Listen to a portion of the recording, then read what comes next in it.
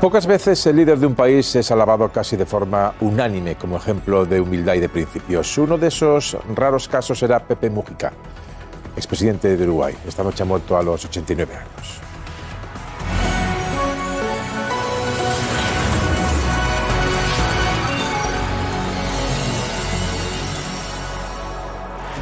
La noticia se confirmaba hace menos de una hora. Muerto Pepe Mujica, expresidente de Uruguay, ha sido definido como el jefe de Estado más humilde del mundo y aunque ciertamente ha tenido también detractores, pocos personajes han generado tanta simpatía y tanto respeto como él. Contame tu condena, decime tu fracaso. ¿Cuál es la pena que te herieron? José Alberto Mújica, Pepe para todos, tenía dos pasiones. Una, escuchar tangos junto a Lucía, compañera de toda la vida. La otra, cultivar flores. El guerrero, como se definía a sí mismo, descansará para siempre en el jardín de su casa, como él quería. Nadie le puede negar que ha sido el mayor líder de izquierdas de América Latina de los últimos tiempos.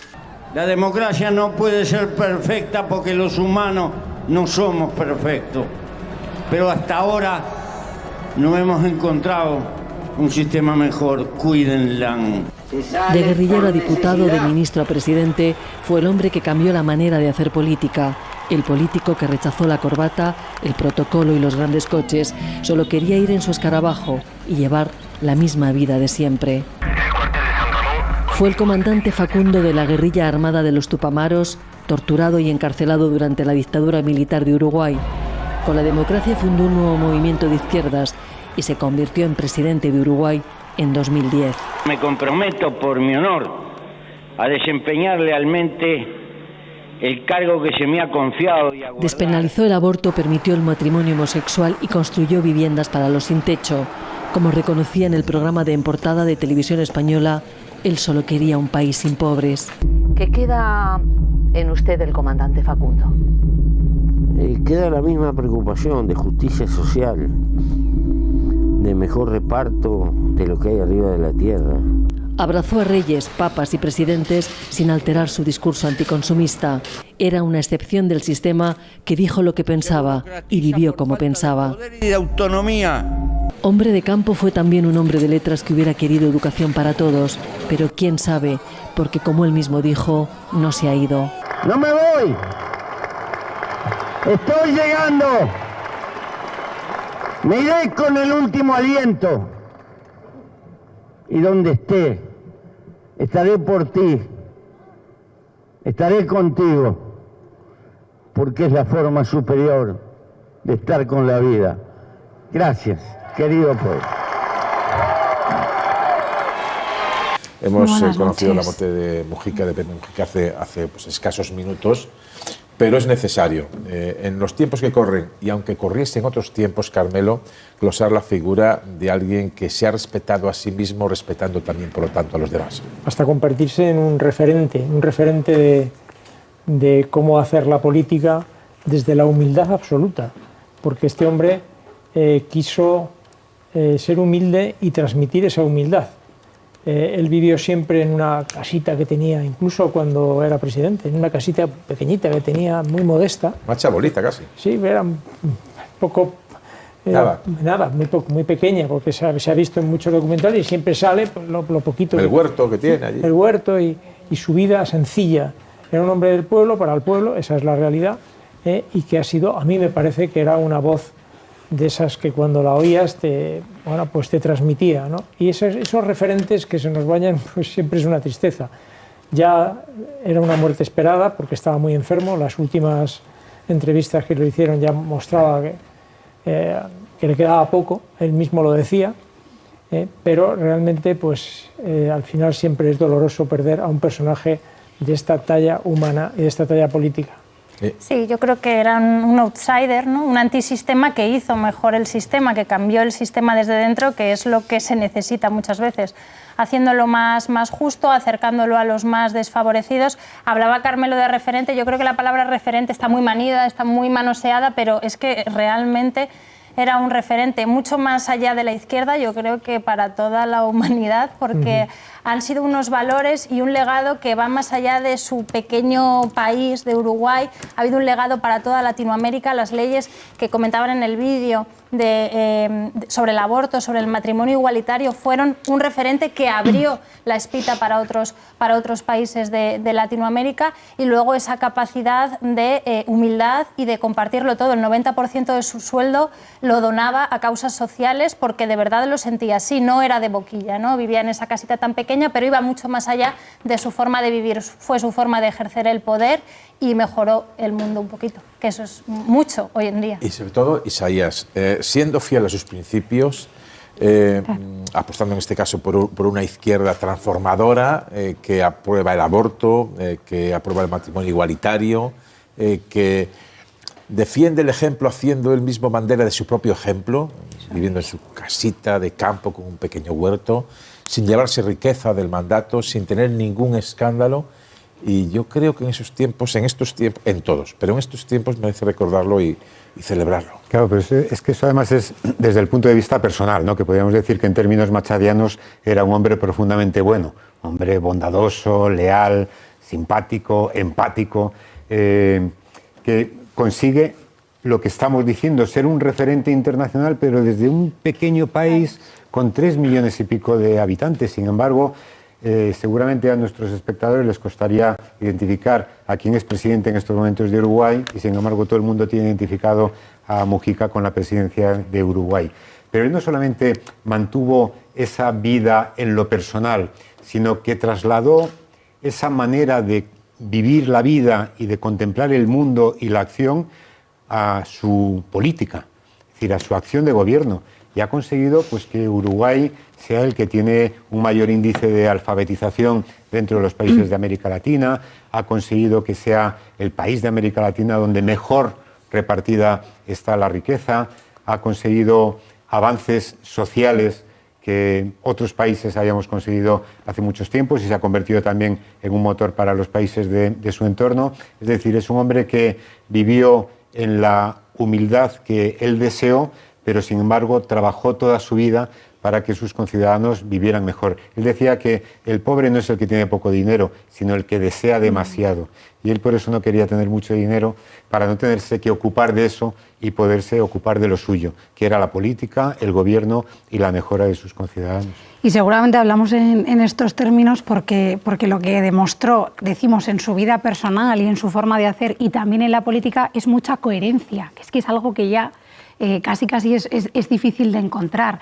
Lo hemos comentado aquí, yo ahora estaba leyendo también las crónicas, los obituarios, en este caso lo leía en ABC, y además recordaba que además de mantenerse alejado de esa residencia presidencial y de haber querido mantener, que era un quebradero de cabeza, pues por ejemplo para los equipos de seguridad, que no entendían cómo el presidente quería tomarse un helado con su esposa, que quería estar tranquilamente dando un paseo. Es decir, que realmente él en su día a día actuaba de una manera que es muy difícil encontrar. Ha salido en la pieza también, yo creo que una foto de una conferencia de Naciones Unidas sobre el desarrollo sostenible en Brasil en 2012, y lo digo porque otra cosa que resaltan mucho, que ahora hablamos muchísimo de la Agenda Verde, han pasado años desde 2012, él en aquella intervención hizo aquella referencia que dijo que va a pasar el día que los indios tengan proporcionalmente por familia los mismos coches que los alemanes.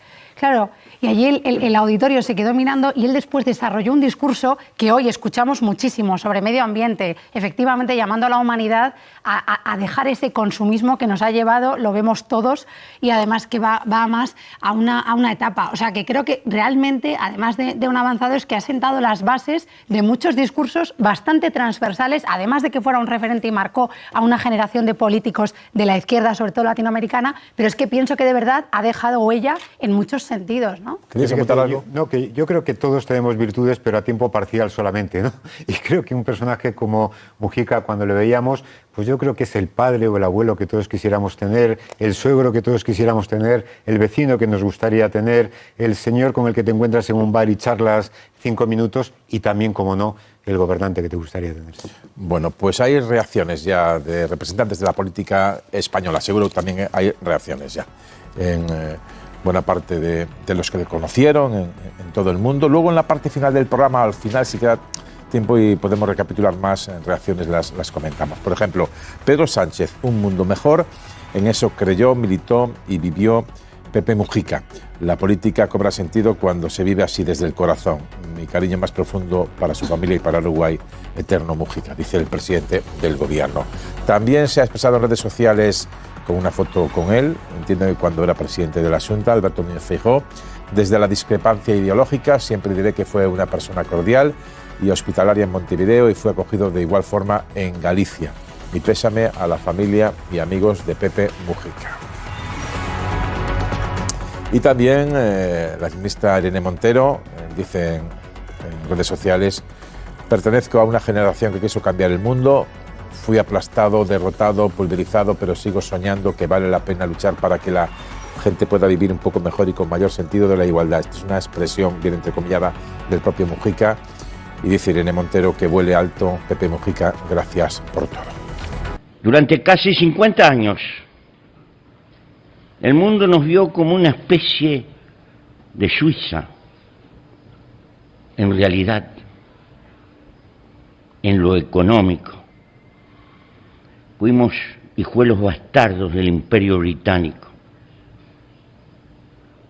Y cuando éste sucumbió, vivimos las amargas mieles de términos de intercambio funestos y quedamos estancados, añorando el pasado casi 50 años, recordando Maracaná, nuestra hazaña deportiva. Hoy hemos resurgido en este mundo globalizado, tal vez aprendiendo de nuestro dolor. Mi historia personal, la de un muchacho, porque alguna vez fui muchacho, que como otros quiso cambiar su época y su mundo tras un sueño, el de una sociedad libertaria y sin clases. Mis errores en parte son hijos de mi tiempo, obviamente los asumo, pero hay veces que me grito con nostalgia: ¿quién tuviera la fuerza de cuando éramos capaces de abrevar tanta utopía? Sin embargo, no miro hacia atrás porque el hoy real nació en las cenizas fértiles del ayer. Por el contrario, no vivo para cobrar cuentas o reverberar recuerdos. Mi angustia y de qué manera el porvenir que no veré y por el que me comprometo. Sí, es posible un mundo con una humanidad mejor, pero tal vez hoy la primera tarea sea salvar la vida. Pero soy del sur y vengo del sur a esta asamblea. Cargo inequívocamente con los millones de compatriotas pobres en las ciudades, en los páramos, en las selvas, en las pampas, en los socavones de la América Latina, patria común que se está haciendo. Cargo con las culturas originarias aplastadas, con los restos del colonialismo en Malvinas, con bloqueos inútiles a ese caimán bajo el sol del Caribe que se llama Cuba. Cargo con las consecuencias de la vigilancia electrónica, que no hace otra cosa que sembrar desconfianza que nos envenenan inútilmente. Cargo con una gigantesca deuda social y con la necesidad de defender la Amazonia, los mares, nuestros grandes ríos de América. Cargo con el deber de luchar por patria para todos y para que Colombia pueda encontrar el camino de la paz. Y cargo con el deber de luchar por tolerancia. La tolerancia se precisa para con aquellos que son distintos y con los que tenemos diferencias y discrepamos. No se precisa la tolerancia para los que estamos de acuerdo. La tolerancia es el fundamento de poder convivir en paz y entendiendo que en el mundo somos diferentes. El combate a la economía sucia, al narcotráfico, a la estafa y el fraude, a la corrupción, plagas contemporáneas, prohijadas por ese antivalor, ese que sostiene que somos más felices si nos enriquecemos, sea como sea. Hemos sacrificado los viejos dioses inmateriales y ocupamos el templo con el dios mercado. Él nos organiza la economía, la política, los hábitos, la vida, y hasta nos financian cuotas y tarjetas la apariencia de felicidad. Parecería que hemos nacido solo para consumir y consumir, y cuando no podemos, cargamos con la frustración, la pobreza y hasta la autoexclusión. Lo cierto hoy, que para gastar y enterrar los detritos en eso que se llama la huella de carbono por la ciencia, si aspiráramos en esta humanidad a consumir como un americano medio, promedio, son imprescindibles 3 planetas para poder vivir. Es decir, nuestra civilización montó un desafío mentiroso. Y así como vamos, no es posible para todos colmar ese sentido de despilfarro que se le ha dado a la vida. Que en los hechos está masificando como una cultura en nuestra época siempre dirigida por la acumulación y el mercado. Prometemos una vida de derroche y despilfarro. En el fondo constituye una cuenta regresiva contra la naturaleza y contra la humanidad como futuro. Civilización contra la sencillez, contra la sobriedad, contra todos los ciclos naturales, pero peor, civilización contra la libertad que supone tener tiempo para vivir las relaciones humanas, lo único trascendente, amor, amistad, aventura, solidaridad, familia.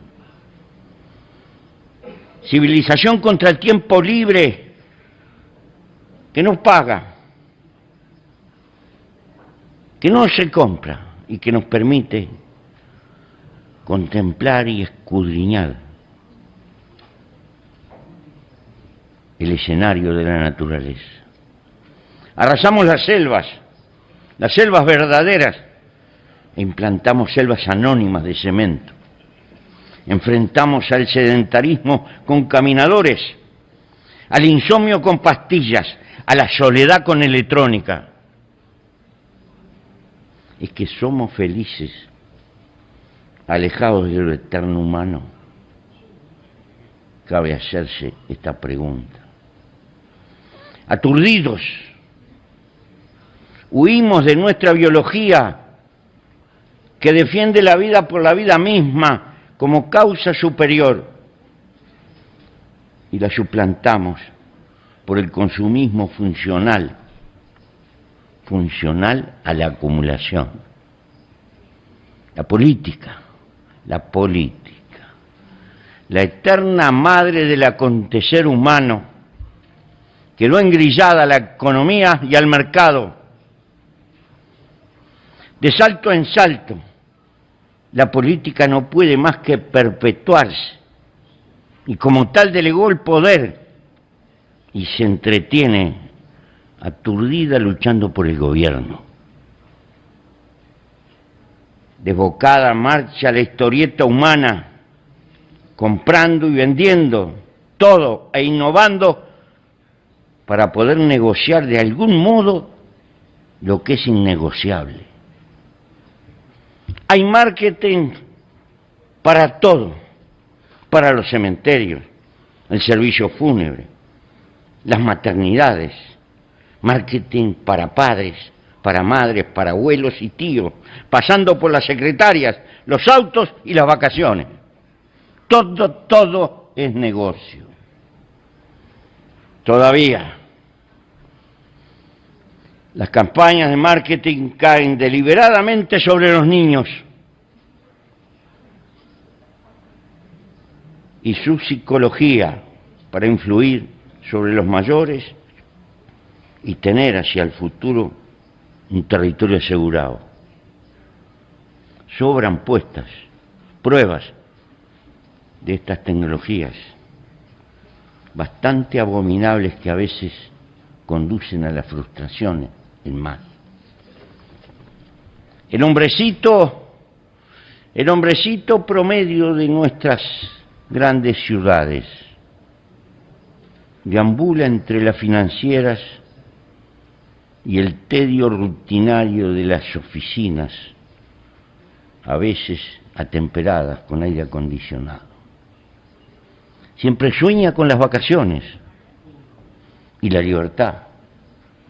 Siempre sueña con concluir las cuentas, hasta que un día el corazón se para y adiós. Habrá otro soldado cubriendo las fauces del mercado, asegurando la acumulación. Es que la crisis es la impotencia de la política, incapaz de entender que la humanidad no se escapa, ni se escapará del sentimiento de nación, sentimiento que casi está incrustado en nuestro código genético. De algún lado somos. Pero hoy es tiempo de empezar a batallar para preparar un mundo sin frontera. La economía globalizada no tiene otra conducción que el interés privado de muy pocos, y cada Estado nacional mira su estabilidad continuista. Y hoy, la gran tarea para nuestros pueblos, en nuestra humilde manera de ver, es el todo. Como si esto fuera poco, el capitalismo productivo, francamente productivo, está medio prisionero en la caja de los grandes bancos, que en el fondo son la cúspide del poder mundial. Más claro. Creemos que el mundo requiere a gritos reglas globales que respeten los logros de la ciencia que abunda, pero no es la ciencia la que gobierna el mundo. Se precisan, por ejemplo, una larga agenda de definiciones. ¿Cuántas horas de trabajo en toda la Tierra? ¿Cómo convergen las monedas? ¿Cómo se financia la lucha global por el agua y contra los desiertos, cómo se recicla y se presiona contra el calentamiento global. ¿Cuáles son los límites de cada gran quehacer humano? Sería imperioso lograr consensos planetarios para desatar solidaridad hacia los más oprimidos, castigar impositivamente el despilfarro y la especulación, movilizar las grandes economías, no para crear descartables con obsolencia calculada, sino bienes útiles, sin frivolidades, para ayudar a levantar a los más pobres del mundo, bienes útiles contra la pobreza mundial. 1000 veces más redituable que hacer guerras es volcar un neo-keynesianismo útil de escala planetaria para abolir las vergüenzas más flagrantes que tiene este mundo. Tal vez nuestro mundo necesita menos organismos mundiales, de esos que organizan los foros y las conferencias, que le sirven mucho a las cadenas hoteleras y a las compañías aéreas, y que en el mejor de los casos nadie recoge ni lo transforma en decisiones. Necesitamos, sí, mascar mucho lo viejo y eterno de la vida humana junto a la ciencia. Esa ciencia que se empeña por la humanidad no para hacerse rico. Con ellos, con los hombres de ciencia de la mano, primeros consejeros de la humanidad, establecer acuerdos para el mundo entero. Ni los estados nacionales grandes, ni las transnacionales, y mucho menos el sistema financiero deberían gobernar el mundo humano.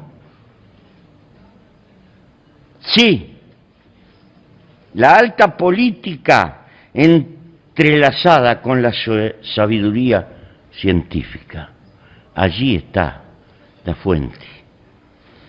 Esa ciencia que no apetece el lucro, pero que mira el porvenir y que nos dice cosas que no atendemos. ¿Cuántos años hace que nos dijeron en Kioto determinadas cosas que no nos dimos por enterados?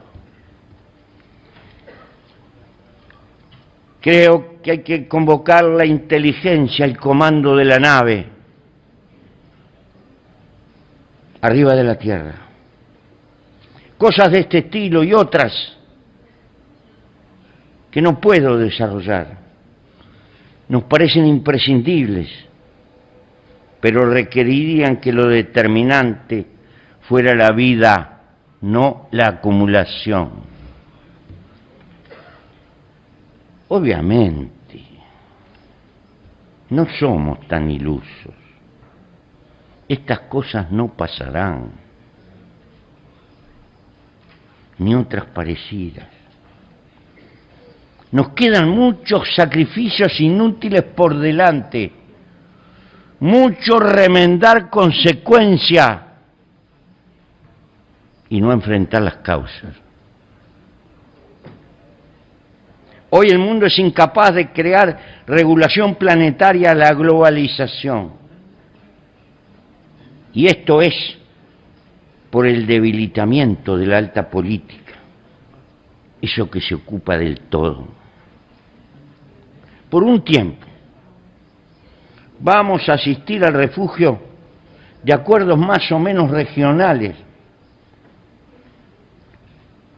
que van a plantear un interno mentiroso libre comercio interno, pero que en el fondo van a terminar construyendo parapetos proteccionistas supranacionales en algunas regiones del planeta.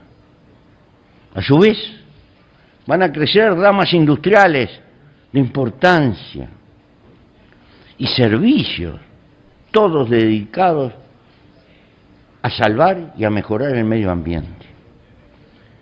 Así nos vamos a consolar por un tiempo, vamos a estar entretenidos. Y naturalmente, va a continuar impertérrita la acumulación para regodeo del sistema financiero. Continuarán las guerras y por tanto los fanatismos,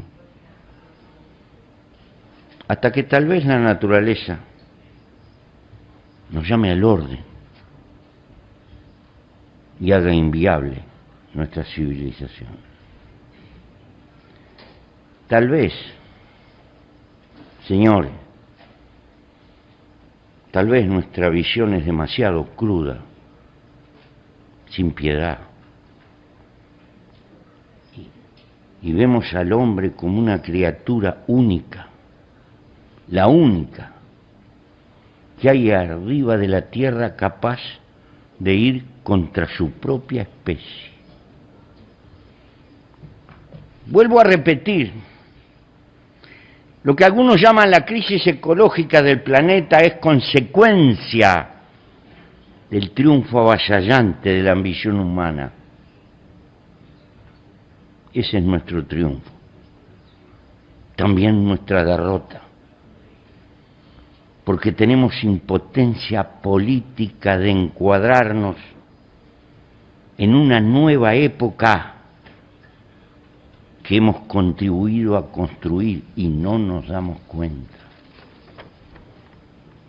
¿Por qué digo esto? Dos datos, nada más. Lo cierto es que la población se cuadriplicó y el PBI creció por lo menos 20 veces en el último siglo. Desde 1990, aproximadamente cada 6 años se duplica el comercio mundial. Podríamos seguir anotando datos que establecen con claridad la marcha de la globalización. ¿Qué nos está pasando? Entramos en otra época aceleradamente, pero con políticos, atavios culturales, partidos y jóvenes, todos viejos, ante la pavorosa acumulación de cambios que ni siquiera podemos registrar. No podemos manejar la globalización porque nuestro pensamiento no es global. No sabemos si es una limitante cultural o estamos llegando a los límites biológicos. Nuestra época es portentosamente revolucionaria como no ha conocido la historia de la humanidad, pero no tiene conducción consciente. O menos, conducción simplemente instintiva. Mucho menos todavía, conducción política organizada, porque ni siquiera hemos tenido filosofía precursora ante la velocidad de los cambios que se acumularon. La codicia, tan negativa y tanto motor de la historia, eso que empujó hacia el progreso material, técnico y científico, que ha hecho lo que es nuestra época y nuestro tiempo, y un fenomenal adelante en muchos frentes. Paradojalmente, esa misma herramienta, la codicia que nos empujó a domesticar la ciencia y transformarla en tecnología, nos precipita a un abismo brumoso a una historia que no conocemos, a una época sin historia, y nos estamos quedando sin ojos ni inteligencia colectiva para seguir colonizando y perpetuarnos, transformándonos. Porque si una característica tiene este bichito humano, es que es un conquistador antropológico. Parece que las cosas toman autonomía y las cosas someten a los hombres.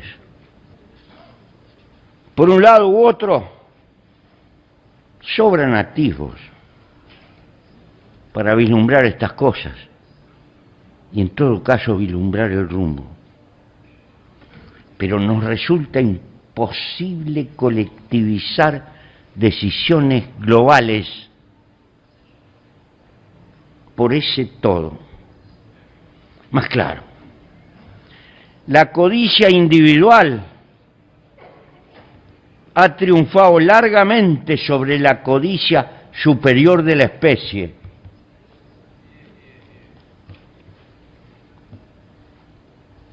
Aclaremos, ¿qué es el todo, esa palabra que utilizamos para nosotros? Es la vida global del sistema Tierra, incluyendo la vida humana, con todos los equilibrios frágiles que hacen posible que nos perpetuemos. Por otro lado, más sencillo, menos opinable y más evidente, en nuestro occidente particularmente, porque de ahí venimos, aunque venimos del sur.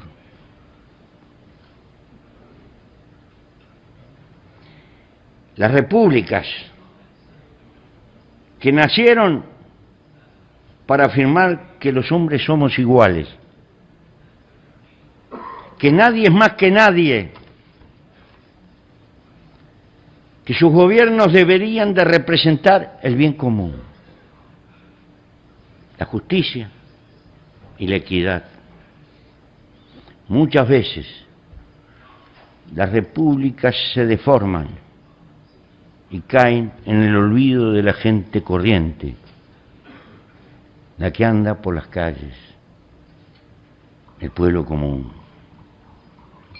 No fueron las repúblicas creadas para vegetar encima de la grey, sino por el contrario, son un grito en la historia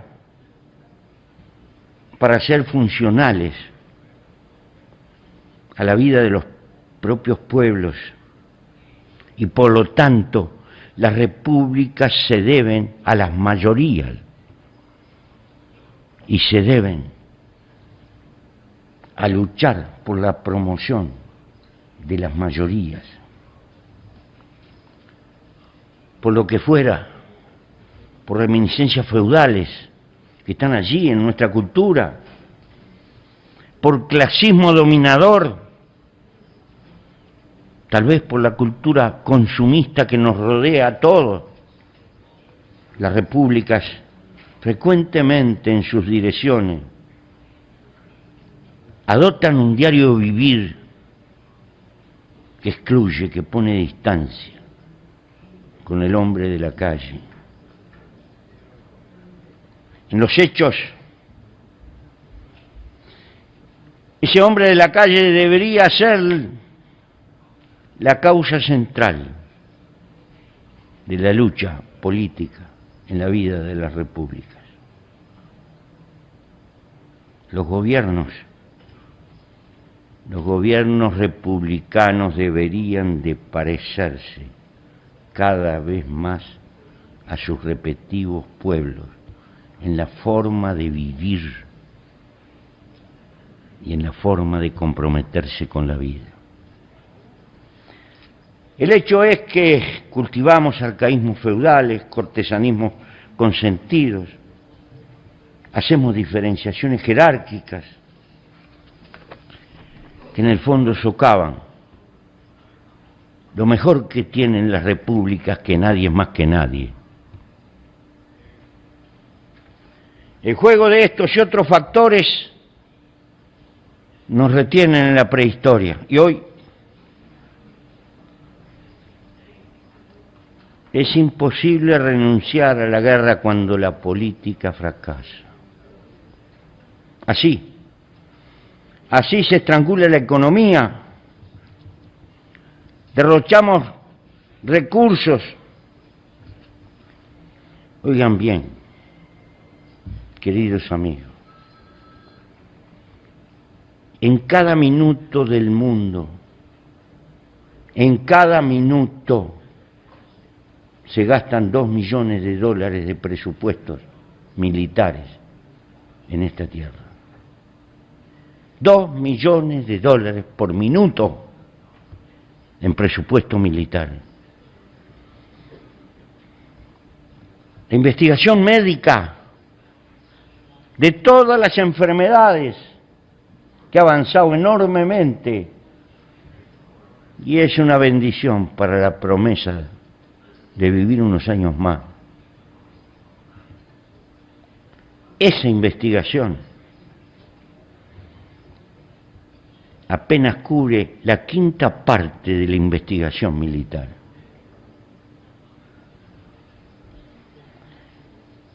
Este proceso del cual no podemos salir es ciego, asegura odio y fanatismo, desconfianza, fuente de nuevas guerras y esto también, derroche de fortunas. Yo sé que es muy fácil, poéticamente, autocriticarnos nacionalmente. Y creo que sería una inocencia en este mundo plantear que allí existen recursos para ahorrar y gastarlos en otras cosas útiles. Eso sería posible, otra vez, si fuéramos capaces de ejercitar acuerdos mundiales y prevenciones mundiales de políticas planetarias que nos garanticen la paz y que nos den a los más débiles garantías que no tenemos. Ahí habría enormes recursos para recortar y atender las mayores vergüenzas arriba de la tierra. Pero basta una pregunta en esta humanidad hoy.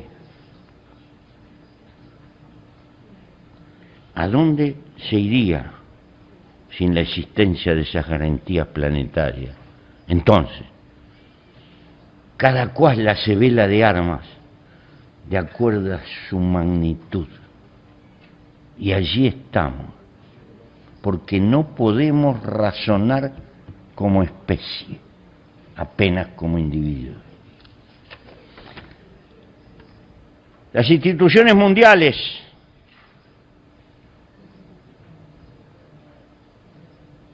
particularmente hoy vegetan a la sombra consentida de las disidencias de las grandes naciones. Y obviamente estas quieren retener su cuota de poder. Bloquean en los hechos a esta ONU, que fue creada con una esperanza y como un sueño de paz para la humanidad. Pero peor aún, la desarraigan de la democracia en el sentido planetario, porque no somos iguales. No podemos ser los iguales en este mundo, donde hay más fuertes y más débiles. Por lo tanto, es una democracia planetaria herida y está cercenado. La historia de un posible acuerdo mundial de paz militante, combativo y que verdaderamente exista. Y entonces remendamos enfermedades allí donde hace eclosión y se presenta según le parezca algunas de las grandes potencias. Lo demás miramos desde lejos, no existimos. Amigos, yo creo que es muy difícil inventar una fuerza peor que el nacionalismo chauvinista de las grandes potencias. La fuerza que es liberadora de los débiles, el nacionalismo, tan padre de los procesos de descolonización, formidable hacia los débiles, se transforma en una herramienta opresora en las manos de los fuertes. Y vaya que en los últimos 200 años hemos tenido ejemplos por todas partes. La ONU, nuestra ONU, languidece, se burocratiza por falta de poder y de autonomía, de reconocimiento, sobre todo de democracia, hacia el mundo más débil que constituye la mayoría aplastante del planeta.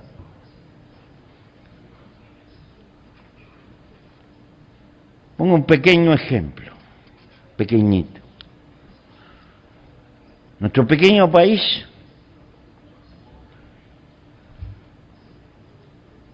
tiene, en términos absolutos, la mayor cantidad de soldados en misiones de paz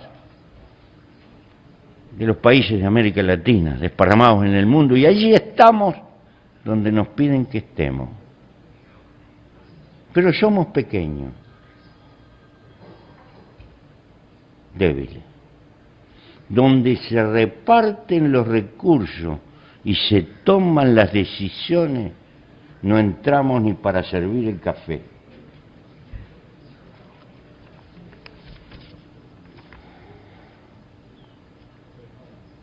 En lo más profundo de nuestro corazón existe un enorme anhelo de ayudar a que el hombre salga de la prehistoria. Yo defino que el hombre, mientras viva con climas de guerra, está en la prehistoria, a pesar de los muchos artefactos que pueda construir. Hasta que el hombre no salga de esa prehistoria y archive la guerra como recurso cuando la política fracasa, esa es la larga marcha y el desafío que tenemos por delante. Y lo decimos con conocimiento de causa. Conocemos las soledades de la guerra.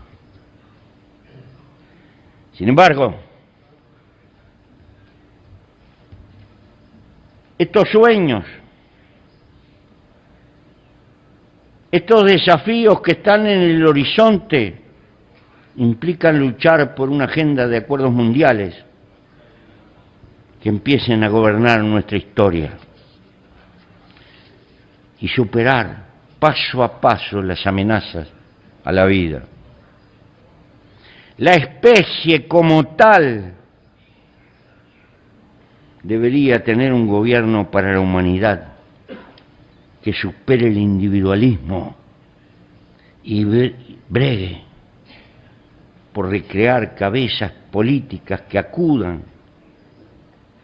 al camino de la ciencia y no solo a los intereses inmediatos que nos están gobernando y ahogando. Paralelamente hay que entender que los indigentes del mundo no son de África o de América Latina, son de la humanidad toda. Y esta debe como tal, globalizada, propender a empeñarse en su desarrollo, en que puedan vivir con decencia por sí mismos.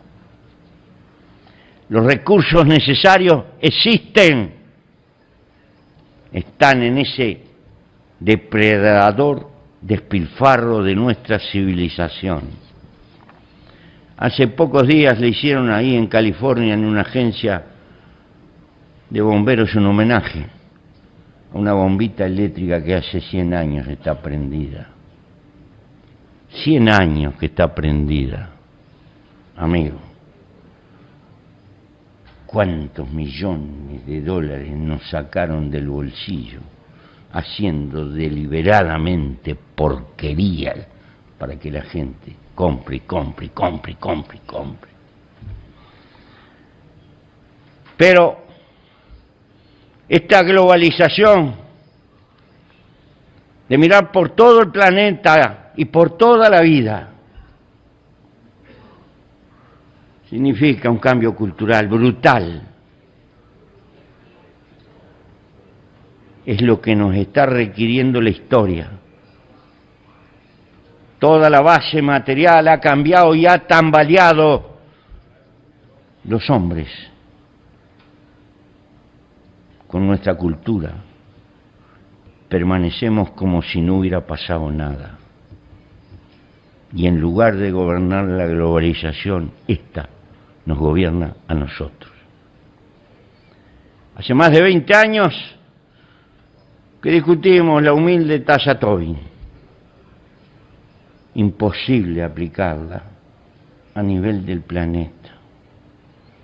Todos los bancos de poder financiero se levantan, heridos en su propiedad privada y qué sé yo cuántas cosas más. Sin embargo, esto es lo paradojal. Sin embargo, con talento,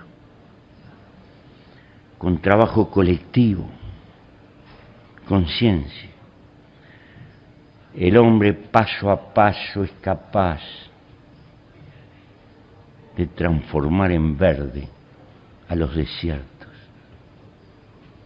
El hombre puede llevar la agricultura al mar.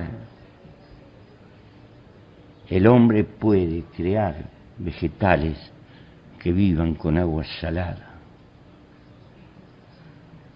La fuerza de la humanidad, si concentra en lo esencial, es inconmensurable.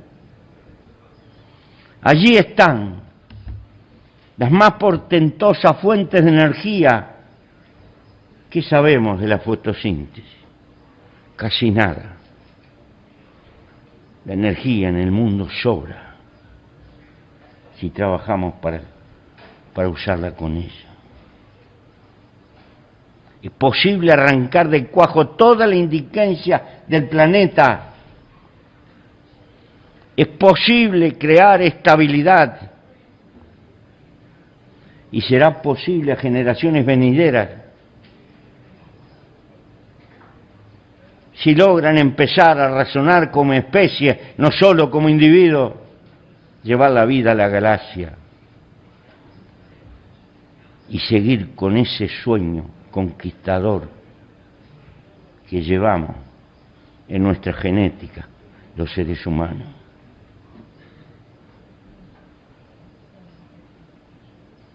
Pero para que todos esos sueños sean posibles, necesitamos gobernarnos a nosotros mismos o sucumbiremos. O sucumbiremos porque no somos capaces de estar a la altura de la civilización que en los hechos fuimos desarrollando. Este es nuestro dilema. No nos entretengamos solo, remendando consecuencias.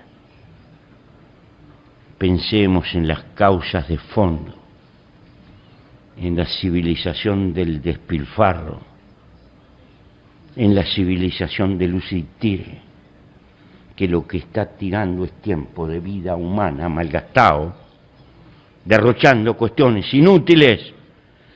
Piensen que la vida humana es un milagro, que estamos vivos por milagro y nada vale más que la vida,